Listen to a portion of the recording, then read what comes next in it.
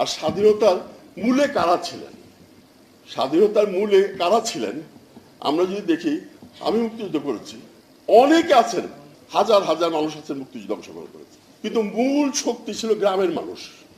আমরা কিন্তু আশ্রয় নিয়েছি গ্রামে।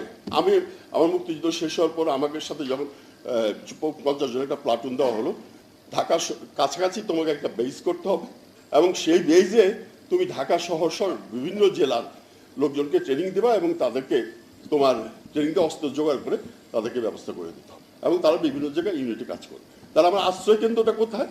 কে আমাকে আশ্রয় দেবে, কে আমাকে খাদ্য দেবে, কে আমাকে আমার নিরাপত্তা দেবে, কে আমার আহত লোকজনের চিকিৎসা করাবে?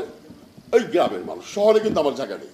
শহরের মানুষ নিজেই তখন পরবাসী হয়ে গ্রামে আশ্রয় নিয়েছেন এবং সেই দিন গ্রামের সাধারণ কৃষক এবং মা বোনেরা যেভাবে নিজের বাড়ি, নিজের ঘর বিছনা ছেড়ে মুক্তিযোদ্ধাদের থাকতে দিয়েছে, এটা মানে অবর্ণনীয়। এটা কোনো ভাষায় বলে প্রকাশ করা যাবে না।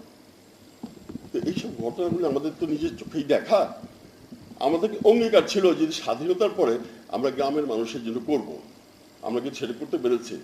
এখানে আমরা ব্যর্থ, স্বীকার করে নিতে হবে। 50 বছর পূর্তিতে আমাদের ব্যর্থতাটা কোথায় কোথায় এইটাকে খুঁজে বের করি না, এবং কেন আমরা ব্যর্থ হলাম সেইটা তারপরে খুঁজে বের করি, এবং ব্যর্থতার কারণগুলি কারা সেইটা তারপরে খুঁজে বের করি।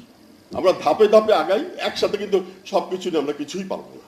দেখেন সেই দিন ওই গ্রামের মানুষরা আশ্রয় দিয়েছিল বলে তারা নিজেরা 30 লক্ষ মানুষ মারা গেল। তারা কারা? তারা গ্রামের লোক। শহরের হয়তো হার্ডলি 5%, 10%। না, কেউ দ্বিমত করবেন আমার সাথে এই ব্যাপারে। তাহলে ওই গ্রামের লোকগুলি মারা গেল কেন?